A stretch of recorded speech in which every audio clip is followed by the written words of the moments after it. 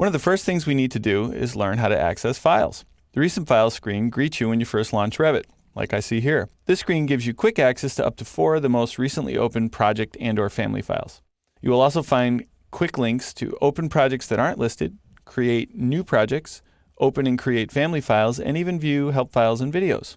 When you're not viewing the Recent Files screen, you use the Application menu for such functions. The Application menu is accessed from the big R button at the top left-hand corner of the screen. This menu is very similar to the one you'd find in Microsoft Office or the Windows Start button, and you use this menu to access your typical file management, input, and output commands throughout the software. So I'm looking at the Recent Files screen, and we can see the 3 areas that I've just mentioned.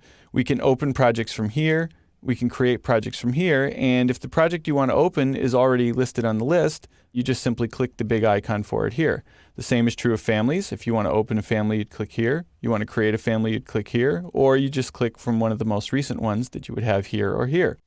Finally, if you want to view the help file, you could do what's new here, the general help file here, or there's even some useful little videos that Autodesk provides that you could access from right here. So let's go ahead and just open up the basic sample project that comes with the software.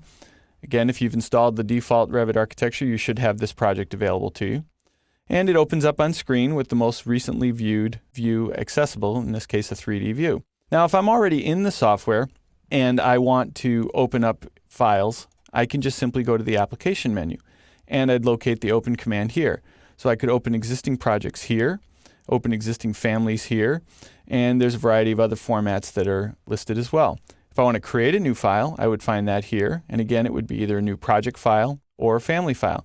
Now, a family is like an item that you would place in your project file. So maybe a piece of equipment, a piece of furniture, and we'll talk about this later in the training series. We'll have a whole chapter on working with and creating families.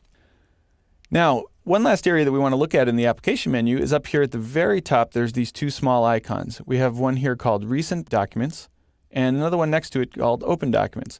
Now, at the moment, if I were to click on Open Documents, I just see the one file. This is the basic sample file that I have open.